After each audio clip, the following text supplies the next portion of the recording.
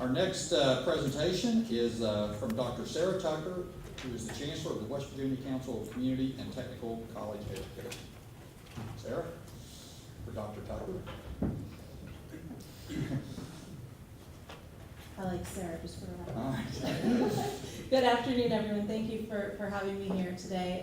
My name is Sarah Tucker. I'm Chancellor for the Community and Technical College System of West Virginia. As many of you know, over the past several months, I've met with many of you and your staff about our community and technical college system, about some of our accomplishments, about some of our challenges, and about where we're headed.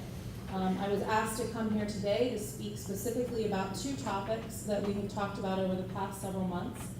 One of those is facilities, and the other of those is creating shared services within our system. So let me just talk briefly about both, and Senator, if you want me to start with one and then ask questions after that, that's fine, or I can just blow through both of them. That may be the best way to do it, just ask questions after the first one. Okay, sounds good. So the first of these is facilities, and facilities came up largely because we had an institution in this past year that got into some fairly significant financial problems. We have been able to turn that institution around through taking some very targeted and determined steps. But one of the reasons that institution got into trouble was because of the acquisition of facilities. There's in code 18B19 outlines how institutions are able to acquire facilities, lease facilities, et cetera, and all of the rules pertaining to facility acquisition and purchases in the state of West Virginia. But one of the things that this code does not necessarily account for are some of the things that we ended up finding with this institution. So for our community colleges, they very much want to be able to serve each county and each region that they serve. And our community colleges serve distinct regions, so they don't blur lines. Bridge Valley serves one group of communities, Pierpont serves one group of communities, and there's really not very much bleeding between those communities. So our colleges and our boards of governors understandably want to have a physical presence at the counties of each of those communities so that the community college can be immediately responsive to that specific community's need. And that is a laudable goal, it's an important goal. But at a time when we are seeing financial difficulties in the state of West Virginia, it is often an unattainable goal. And so what happened, I'll just quickly sort of explain a couple of rules that happen under 18B19. One is that the Community and Technical College Council has to approve capital projects that exceed $1 million. And those projects also must go before the Joint Committee on Government and Finance for review. And then another provision of that code is that any lease exceeding $100,000 has to be approved by the Attorney General, and just in past practice, that's also come in front of the council. So what we are finding is that there are times when perhaps a local community wants to gift a property. Say, for example, an organization has moved out of a building, and that building is centrally located in a community. And it's a great building, and it's an important building for that community. That property is often gifted to the community college. And in some instances, that is a terrific gift. And in some instances, it's not as much of a gift. In all instances, that transfer of property means that the institution is responsible for paying utilities, they're responsible for any deferred maintenance on the building, they're responsible for the insurance, they're responsible for security, they're responsible for things like cutting the grass. And unless that money has been budgeted into the institution's appropriation or into their general budget at large, they may not have the money to maintain that facility to the extent to which that we would like them to be maintained. And I will also say that many of those facilities that ultimately are gifted to us were originally put up for sale and could not be sold because there were significant problems with them in the first place. So these gifts are not always exactly as they seem. And so this is one of the problems that we ran into where parts of a building might be usable. So we might be able to run some classes or use a floor or use a building in a group of buildings. But the larger upkeep and maintenance of those structures was too expensive for the institution to maintain. Another way that we're seeing property become acquired is through the purchase from foundations. And in the four-year institutions, foundations have quite a bit of money. Most of them have quite a bit of money, but in the community colleges, they do not. And so when a foundation acquires a property through the community college system, what often happens is that the institution will then lease the property from the foundation and will then pay the foundation some fee. If that fee is under $100,000, then of course that doesn't have to come in front of the Attorney General's office and doesn't come in front of the council. And so again, we're seeing this, this has developed over time. It has developed because of good intentions. It's developed because people wanted to support their communities, because the boards have wanted to support their communities, because the institutions have wanted to support their communities. But as our resources are dwindling and as our enrollment is leveling out, I think we need to start paying very close attention to additional acquisition of property at our institutions, and to monitoring and making sure that we need all of the property that we're receiving. In the case of the institution that had some problems, the board and the administration worked with us very, very closely, the council very closely, and they're in fact getting rid of some of that property now. But I just wanted, this was something that we had talked about in these various groups, and something that I was asked to bring to your all's attention, so that's what I'm doing here today. This is a good time to stop and ask questions. I have one. Who is it? What institution is it? Well, the institution that has turned itself around is New River. They have made some very challenging and difficult decisions. I applaud their president very much for the decisions that he has made. All right. I'm sorry, the committee, are there questions regarding this particular subject? Yes, Senator Plummer? Thank you, Mr. Chairman. Are you suggesting there should be some more oversight before these schools are allowed to accept property? I'm suggesting that we need to take a closer look at what's going on, yes. Either through closer, anytime an institution is going to be gifted a property, if that means that we send our facilities person out to do a general search of, is there black mold in the building? Is there asbestos in the building? Is the HVAC system working? Is the roof working? So that there's a full report before any of those properties are acquired, I think would be very helpful. And what happens now is just the president says thanks? It depends on the institution. At some institutions, the president does ask for our central office to come out, but it's not a requirement that they do. And so in some instances, a property is gifted and it looks good on paper when it's given to them, and the board accepts the property, yes. Okay. Are there any instances where the president of the school or the board has declined to accept property? Yes. Okay. But what you're saying is you think there needs to be more state oversight of that beyond the president and that school's board? I think there needs to be a level of protection, yes, Okay. that helps us not get into this situation again. All right, thank you. Further questions regarding this subject? You have another subject. Yep. So the second is sort of where the community colleges have been going in the past several years in response to budget cuts, and us trying to help make sure that we provide the student services that we need to provide in order to improve our retention rates, improve our graduation rates, and to develop the workforce that the state needs, and that's through shared services. So one of the challenges that we face at the community college system is that there are several positions in higher education that are critical to the institution, critical to the running of the institution, but they don't necessarily interact with students, and they tend to be highly skilled positions, folks who are very well trained, and folks who earn a lot of money. And initially, when any system is built, or when you have colleges, everybody wants one of all of the people. Everybody wants an HR director, everybody wants a financial aid director, everybody wants a facilities person, everybody wants an attorney.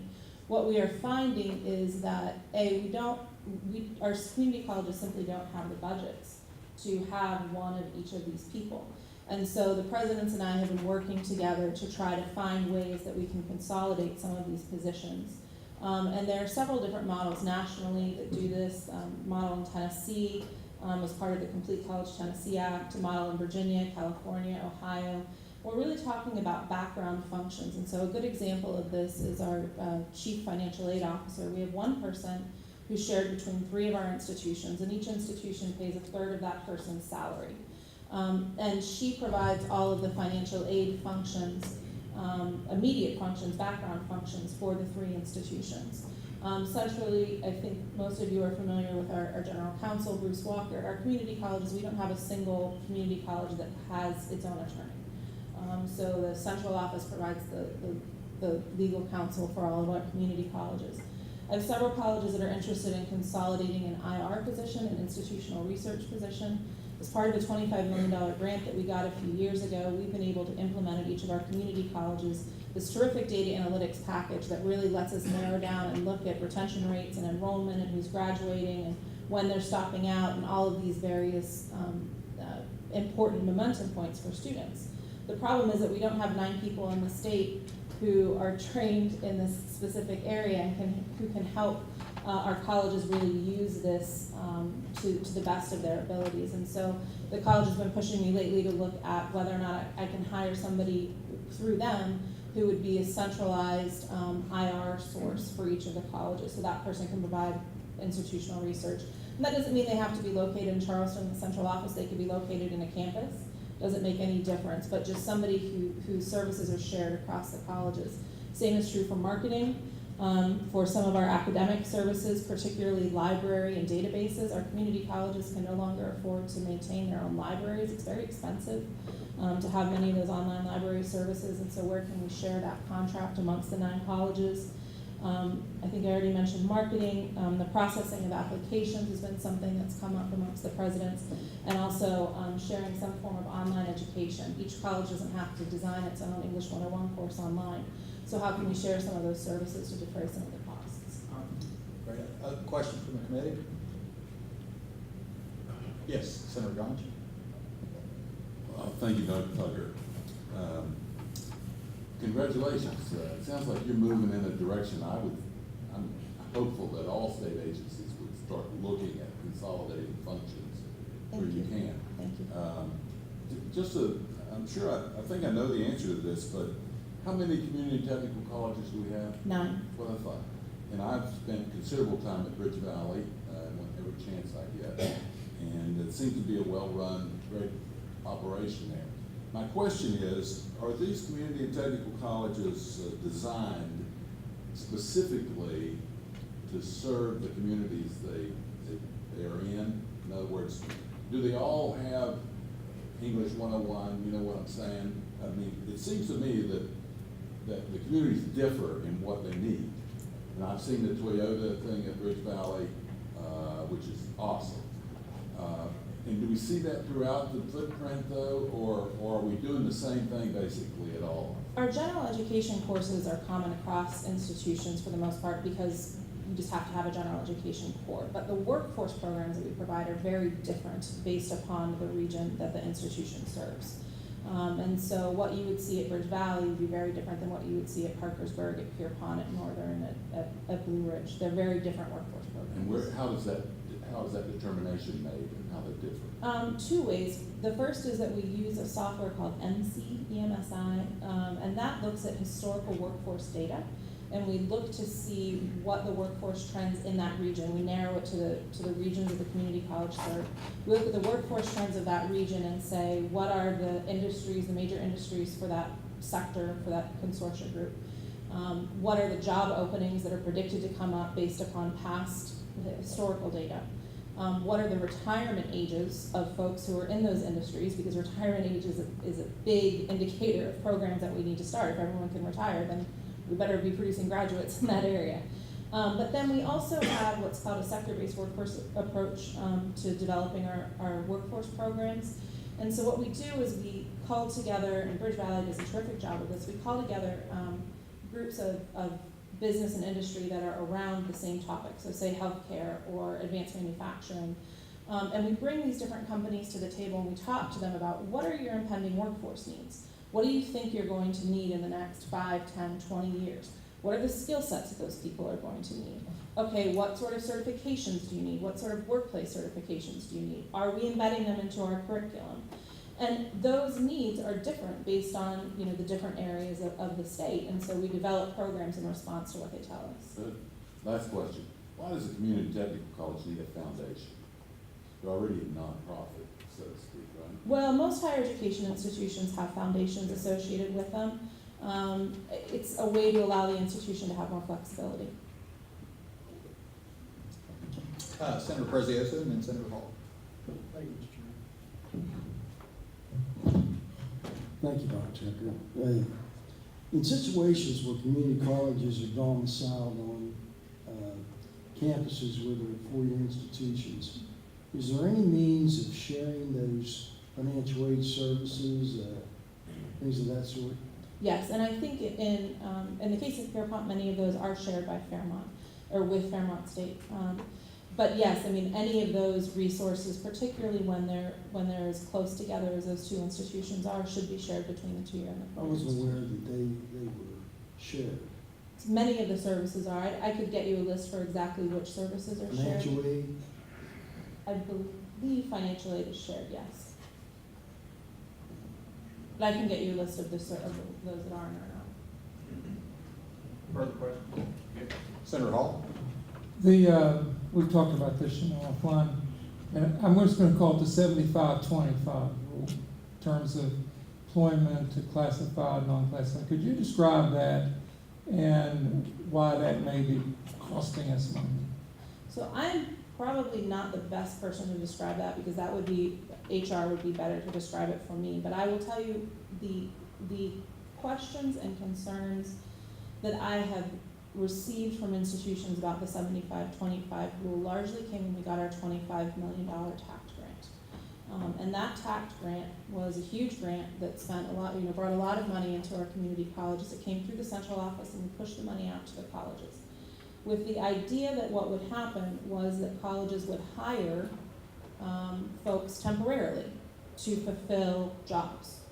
And the way that those temporary positions were set up, as far as whether they were considered classified positions or considered non-classified positions, affected that 25-75% rule in a way that was very difficult for the colleges to negotiate. And so for our institutions, the infusion of federal grant funds, which we are trying to do, I mean, we're very, very, very actively pursuing outside grant funds to try to help make up some of the cuts that we've received so that we can continue to operate the services that we have.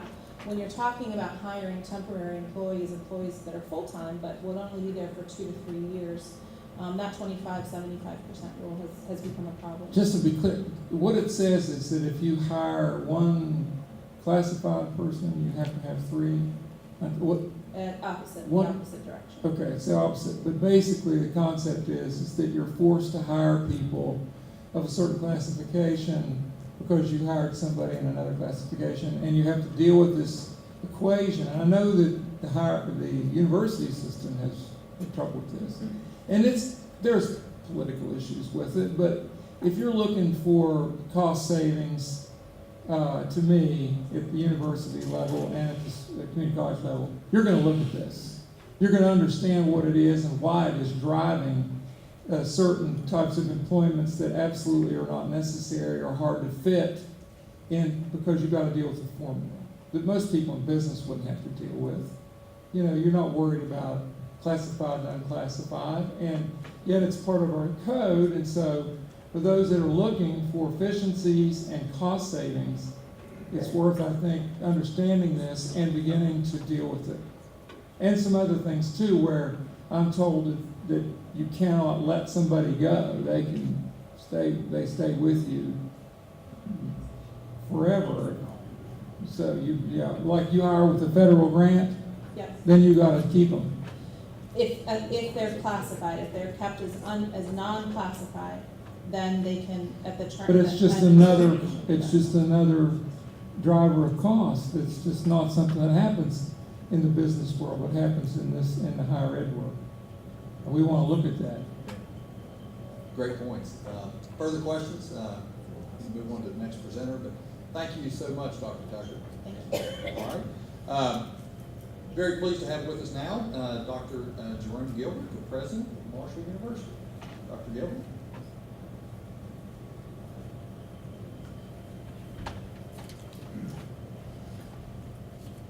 Thank you, and I brought some handouts. I think you've gotten one of the handouts already, but I brought 2 other handouts. And I was asked to talk about ways that Marshall had addressed our budget cuts and state appropriations. But before I talk about that, I want to talk about a handout that I'm giving you now. You may have seen a editorial that I wrote in the State Journal in September talking about a state jobs corps program that I proposed. It would be an infrastructure-based program where we could develop infrastructure, including expansion of our broadband capacity, roads, buildings, create new jobs with low-interest bonds, and then tie that to some service to college students where you could commit. I believe on my panel with me, and I was at the Greenbrier at the West Virginia Chamber of Commerce annual meeting and had a panel discussion where we thought of some of these ideas. And what I was thinking is if we could tie some of the promised scholarship to in-state service, it could address our issue of students leaving the state after graduating from institutions. About 50% of the graduates of Marshall leave the state with employment just because they don't have jobs here in the state. And we would like to have more jobs available for students in the state and perhaps tie that to some commitment to work in the state with some type of financial aid for the students. It would address student debt. It would also address job creation, and I think it would be a win-win for a lot of different folks. So if you'll take a look at that, I appreciate that. Thank you. I was asked to talk about how we managed our budget reductions at Marshall. We've had about $11.5 million reduction in our state appropriations since fiscal year 13. That represents about 18%, 17 to 18% of our state appropriation. We have eliminated positions, and we did this strictly from freezing positions. We didn't have any involuntary separations, and we tried not to fire people or to lay them off. We also looked at shuttering buildings. We shuttered a building on campus, and were able to move things out of a building, which has saved us money. We eliminated a low-demand program on campus and also looked at combining some other optional emphasis areas and programs to save money. We've also consolidated services, our communications and marketing were consolidated on campus. We've done energy efficiencies.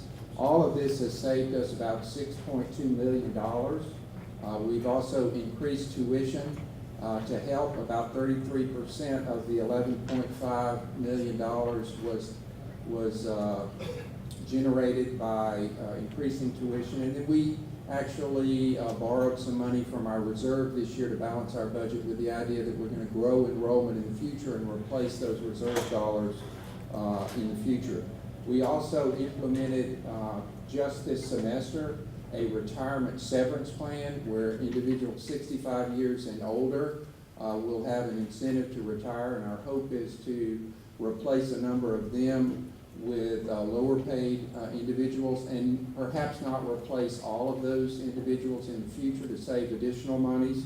And we have now, with our most recent budget cut of $2 million, basically we have frozen positions in what I would call a harder freeze on campus. We've had a freeze for about a year and a half or so, and now we're going to have a harder freeze so that we have a larger amount of scrutiny over future openings before we fill them to make sure that they're critical. Again, to save money, we're looking at consolidating our travel procedures on campus to save money. And also we're looking at investing in strategic priorities such as recruitment and retention to try to keep more of the students and attract more students to the university. We feel like we have done a tremendous amount of scrutiny of our budgets. We feel like we have cut to the point where it's going to be difficult to cut any further without involuntarily laying off people. So I think if we have additional budget cuts, and I know that's going to be a possibility, we're probably going to be faced with layoffs or perhaps firing individuals in order to balance our budget. So I will stop there and allow you to ask me any questions that you may have. Well, thank you, Dr. Gilbert. Thank you for your leadership at Marshall and for implementing the things that you have to do to balance the budget. And thank you for allowing me to come and talk to the committee today. Are there questions of Dr. Gilbert? the committee? Yes, Senator Grange? Thank you, Dr. Gilbert. I had one question, which I scratched my head Okay. about. Not too, fairly recently, you opened establishment in South Charleston, in your graduate college, right? We Where you now offer- expanded our offering, so To we're now undergraduate. offering undergraduates. What was the thought process of that when you, right across the river is West Virginia State? Our thought process was that there was some demand for some particular majors such as engineering, where we could offer 2 years of undergraduate preparation for engineering at South Charleston for individuals that could then transfer to the Huntington campus. We know that there are individuals that want that preparation. We're also looking at nursing and athletic training as potential degrees that we would offer there. But some individuals in Charleston came and said, would you be willing to offer that? And we responded, again, to increase our enrollment into our engineering school on campus at Huntington. So it sounds like there's some coordination, not maybe, per se, but with West Virginia State. In other Right. words, you're not in effect in direct competition. No, we talked to them about creating an articulation agreement. If they had students that wanted to go into engineering and would like to take their first 2 years at West Virginia State, for instance, and then transfer, we would certainly be willing to. And we just recently met with the new president and provost to create some articulation agreements. Excellent, great. That's a good answer. Thank you. Thank you. Senator Stallings? Thank you, Mr. Chairman. Looking at what I would consider bare bones or maybe even bone marrow type budget that you have to deal with now. Any concerns about some of the programs, accreditation, for example, some of these programs that you have, if you eliminate positions and things like that, what's your thoughts on accreditation of these very good programs you have? We're going to do our best not to affect our accreditation, because I think in any of our programs, and I think that would be something that we would want to preserve. So we would look at elimination of those staff positions or faculty positions that would not affect our accreditation. And we have not impacted our accreditation in a negative way at this point, up to this point. But again, If we had, pending further cuts, if there were further cuts and things that you we could may start have to talking about. eliminate some programs and possibly impact accreditation as we have to eliminate additional positions. But so far, we've been able to manage. I feel like we're at the point where it's going to be more and more difficult as we anticipate additional potential cuts. Thank you. Great. That's a great question. Senator Plumbo? Thank you, Mr. Chairman. I just wanted to follow up about Senator Gauch's questions. So how many undergrad students do you have at South Charleston, do you know? We have, this is our first semester, we have a little over 50 undergraduate students that have started in the cohort there. Okay, and what are you hoping to have there? We would hope to have about 150 to 200 students at some point in the next year or two. We've seen strong demand and a strong reaction to that offering. And are those 50 students taking all their classes in South Charleston, or are they They going are. back and forth between South Charleston and Huntington? No, they're taking them all in South Charleston. And how many different class offerings do you have in South Charleston?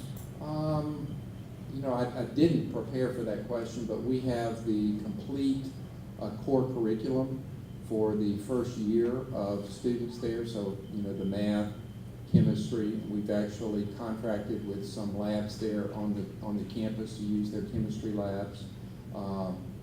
So basically, any student who wanted to go into any different kind of degree could start in South Charleston. They could, but potentially, specifically, we're targeting those majors that I mentioned earlier, the engineering majors and nursing and sports management, those types of majors. And will any of those, will those students be able to complete all 4 years in South Charleston? No. And No. that's not the plan to ever That's not the enable plan. them It's- to do At this that? point, it's just to do the first 2 years and then transfer to the Huntington campus. Okay, and you don't foresee that changing? Not unless something, there was a game change in something that I'm not looking at this point. Okay, thank you. Not with our current situation in South Charleston. Okay, thank you. Further questions? Not? Thank you, Dr. Gilbert. Thank you. And next we'll have Rob Alsop, who's the Vice President for Legal and Governmental and Entrepreneurial Engagement at West Virginia University. Rob's a friend, and we'll welcome you to the committee. Good afternoon. I know you saw the entrepreneurial engagement and sort of wondered, well, what's that mean? President Gee, as you know, he's someone who's made it pretty clear that just on about any subject, the status quo is not good enough, and we need to shake things up and move forward in West Virginia. And so from a legal and a government perspective, he thinks internally the WVU and externally the entrepreneurs don't get to do enough. And so my job, really why legal, government, and entrepreneurs are all tied together, is I'm supposed to clear the road from a legal perspective and work with you guys on more flexibility so our entrepreneurs can move forward. And so I want to add just a little bit of context and echo everything that President Gilbert just said, but I'll get to the bottom line. Well, I do want to add just a little bit of context. We're here, I'm here today to continue to work with the legislature, hopefully this upcoming session, on additional flexibilities from a human resource standpoint that will allow us to have more control over our own destiny, have our employees more accountable, more efficient, and happier as we move forward throughout the course of the year. And so we look forward to those conversations. I just want to add a couple of things that we're doing and sort of the overall status. I think this applies to all of higher education. Before I start, I do want to say we've got world-class staff. Most of our staff are great employees. We probably do have some that you saw with the picture of the shoes kicked up. And that's what we're trying to get at, is more accountable, get our employees happier and everybody working together from an efficient standpoint. We do think that means more control at the local level and more control over our own destiny. And there are some specific, we've been working well with the Policy Commission. We worked well with the legislature a couple of years ago for some of these changes, but we'd like to go further. And so we'd like to work with you collectively to make some of those changes. So we've lost almost $30 million in base funding over the past 4 years. Not one-time money, but base year after year. Those cuts are not sustainable over the long term. Also, we receive an average of $4,000 less per student than our peers determined by the Policy Commission, and our in-state tuition is $3,000 less per student. So we're a great bargain, and our state support is less. One of the things we like to talk about is back in the 1930s, City of Charlotte and City of Charleston were the same size. They have the Research Triangle that's in Charlotte and North Carolina. That's a lot of that opportunity. If you look at the funding of North Carolina State, which is part of that Research Triangle from a higher education perspective, their funding is more than 3 times the amount that West Virginia University receives as a Research One land grant facility. So we know we're not going to get more money, but we want more flexibility. Well, we'd love to have more money, but we would love to have more money, I'll say that. But as President Lee would say, if you can't give me a lot more money, then give me some freedom to be more entrepreneurial. That's why I'm here. And just the final point on our funding levels, we receive about the same amount of money we received in 1997. You adjust $1997 for inflation, and we have 47% of the purchasing power from a state level support that we had in 1997. So we are forced to be more entrepreneurial. As you would imagine, state appropriations, this is across the country for higher education, used to be 50-60% of the budget. We're now down around 16% of our funding is provided by the state of West Virginia. So we have to be entrepreneurial. As President Gilbert said, they're working more on marketing, we're working more on retention. We want more students in our school, we want more students to graduate and move forward. By the way, for those in government who like to see less people on Medicaid, less people with disability benefits, and more productive citizens, there was a study that came out and said the more certificates, the more 2-year, the more 4-year degrees you have, the less over lifetime those folks are going to use those government services. So I would suggest to you that if we get more people through K-12 with a great education and more through the 2- and 4-year programs, the more productive citizens are going to be and meet some of the goals that I know some of you are on unsustainable entitlement. Let's just put it that way. So while we're receiving less money, our cost structure, 80% is fixed or specific uses.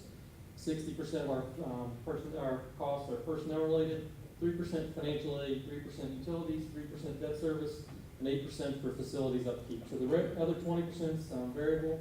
And as you said, Senator Stallings, the more you work there, the more you're getting down to the bone on what the true variable cost for the university. So, what are the solutions? Well, one, we're implementing a $27 million budget cut on our campus right now. That means layoffs. I have 2 people within my division I've laid off. And by the way, that's a true cut. We've told folks they can't spend reserves. The only thing they can do is they raise money through the foundation to spend those. So we're going through that cut. We have executive business offices across our campus, or we did have, We've combined all of those into one central master executive business office. It originally had 50 positions, we're down to 35 through retirements and vacancies, and we think that number will continue to shrink as we try to get as many efficiencies out of our system as we can. And so I think that will probably be from the policy commission, the community council, to our good friends in Marshall, to every community college employee are trying to look at those efficiencies of shared services both within and beyond the university. So, the other piece, and why I'm here to talk today, is really on human resources. We want to continue to modernize our HR system. And I'll just start with the point that Senator Hall made. By statute, we are limited in the number of at-will employees we're allowed to have on our campus. And the flip side, simple way of saying that, Chancellor Tucker just indicated, 75% of our non-faculty employees have to be classified by statute, 25 can be non-classified. The importance there is non-classified, of which I am one, are an at-will employee. So if I don't earn my keep, President Dean can say, we don't do this, we put value and training in our employees, but if I don't perform, I can be out. The rest of the employees, the 75%, are classified, which means they have job protection. That's a good thing in a lot of different instances. We don't want our employees to fear of being out the door the next day. And there are some jobs, they come in, they do their work. Secretarial, janitorial, you can work all the way down the line where classified staff protections make sense. Where they may not make sense, as in when Chancellor Tucker indicated, was when you receive a grant, and at the end of 18 months, the grant runs out, and because you were at the 75% maximum, 25% maximum for non-classified employees, then you hire a classified employee, the grant money runs out in 2 years, and guess what? Unless you've got some sort of gross misconduct or something by that employee, they have a job at the university with the community college.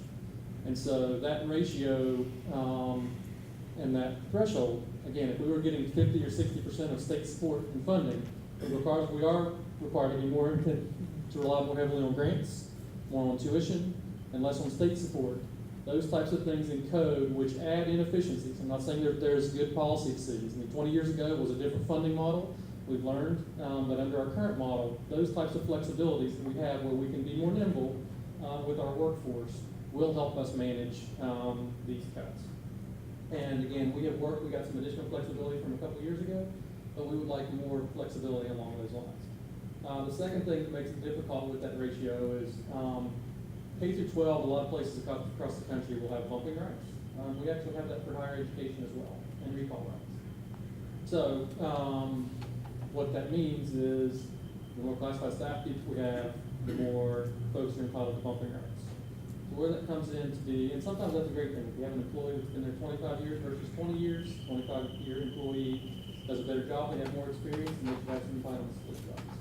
Where it gets difficult is, let's say we have an individual in the IT world who's been at the university for 12 years, they do a fine job, they come in, but they're using outdated technologies, they haven't engaged in any type of gross misconduct, but they're just doing their job. They come in, they collect their paycheck, they're a decent employee.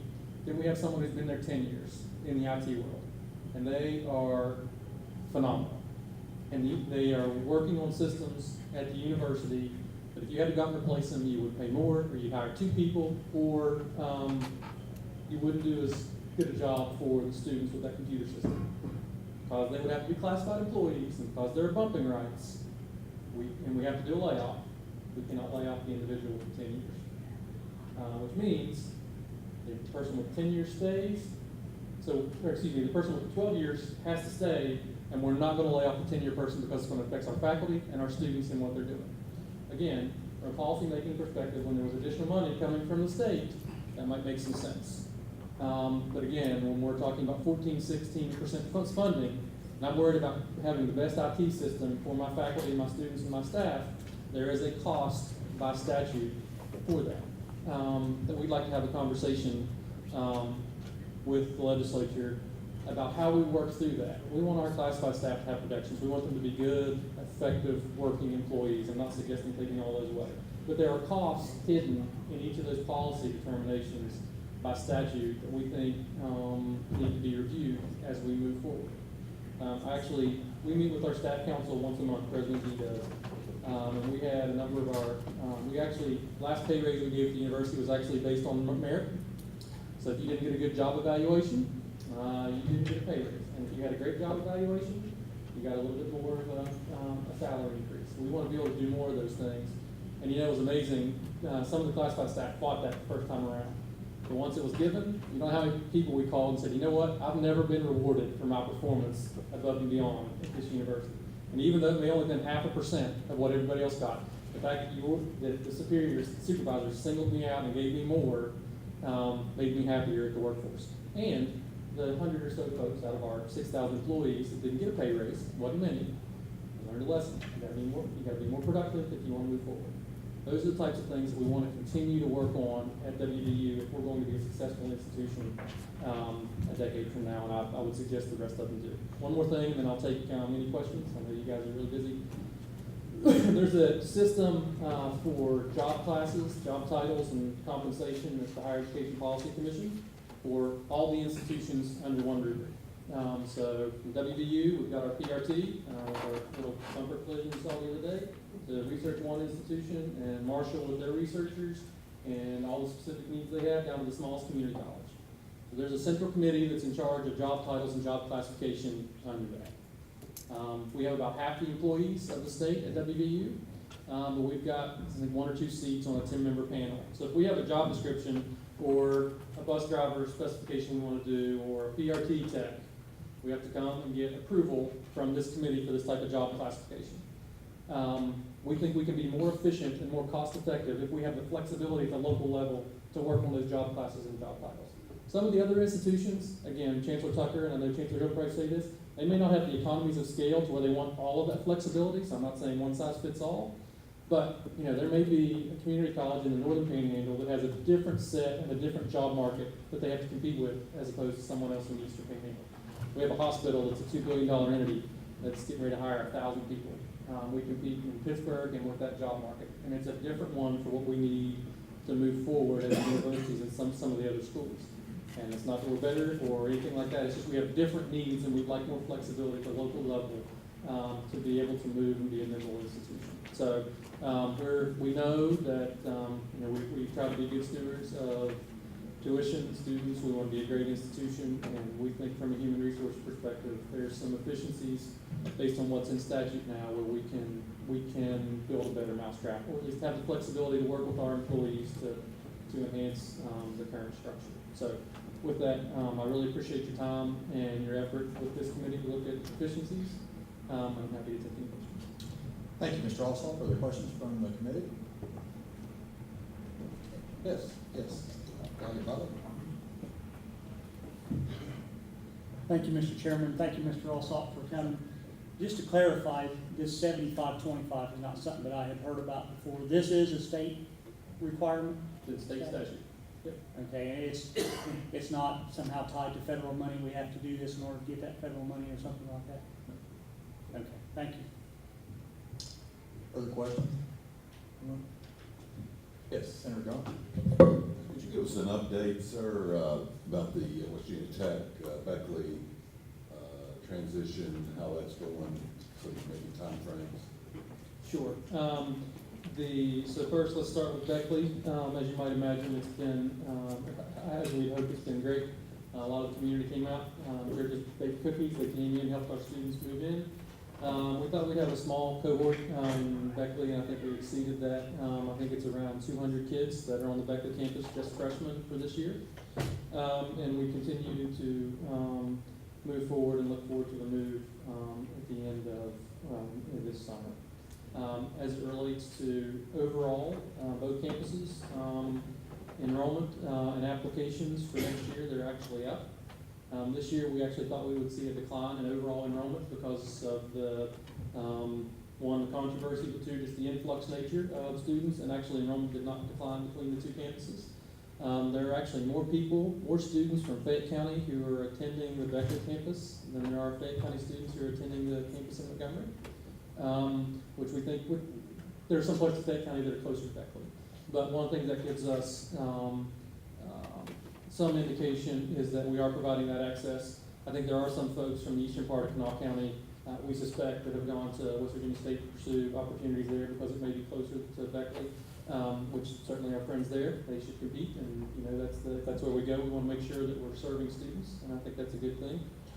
As it relates to the move out of Montgomery, everything is still on track and on schedule for a move this summer.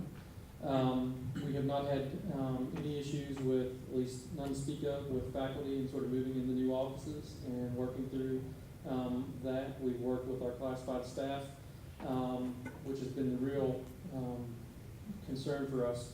Most faculty actually don't live within Montgomery. It's a very small percentage that they either live in Beckley or in Charleston. And so for them, it's either a commute or a move. But the classified staff who live in Montgomery are really will continue to be a focal point for us because they may not either want or be willing to pick up and move. And so how we deal with that commute and deal with some of those issues is something that's important to us that we have to work through. As it relates to Montgomery, we have worked with the local community in the Upper Kanawha Valley. They just received a power grant to sort of work on reimagining the community, and we're a part of that. We've offered services and from economics to agriculture to work with the community as we move forward. We continue to pursue alternative uses of the facilities. I don't have anything to report other than we're actively engaged with multiple parties about opportunities for use. Some state government, some private sector for the use of those facilities, and we continue to pursue those. By statute, one of the things that I think it's worked out well is we're required by statute to meet with the folks from Bluefield and Concord every quarter, and we've done that. And I think those have been productive discussions. One, it's allowed us to make sure that if there's any rumor about what we're doing or what they're doing, we get it out on the table and we address it and sort of work forward collectively. We've talked about where possible, where we can share faculty between the campuses and work forward. So there's going to continue to be issues as we move, but we're pleased with where we are. I know the folks in Montgomery have said, okay, WV, you've made your decision, now we need to move on with our lives and help us any way you can. With the coal industry and flooding, it's caused a lot of communities to sort of rethink the way their future's going to be, and I think that's true in Montgomery. And there's been a lot of leaders in that community who stepped up and said, you know what, this is going to happen, we need to re-envision our future. And any way that WVU can help Spain be a part of that, we will be helpful and willing partners in doing that. So I think it's gone well. There will be bumps. The key thing is we're going to try to find some alternative uses for those facilities so that there's employment and growth in that community. And that's really important to us, and we continue to work hard on that piece. We think Beckley is the best solution for West Virginia Tech. That doesn't mean we don't have some obligations to Montgomery. We need to continue to work on. Thank you. Thank you. Senator Blair? Thank you, Mr. Chairman. I just want to thank you for your presentation.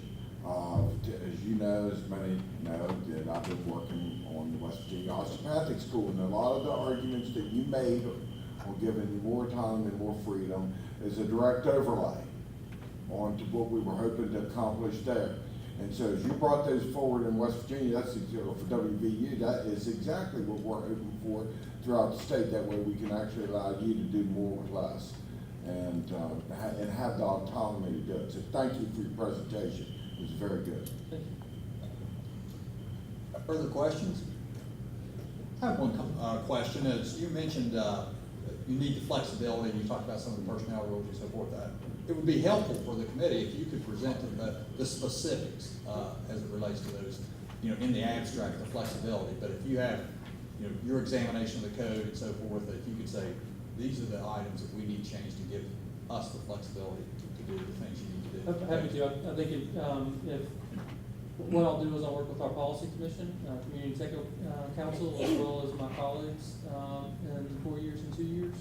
And we will be having conversations with our faculty and staff, of course, and we'll come back with some specific recommendations. Very good. Thank you, Rob. Other business to come before the committee?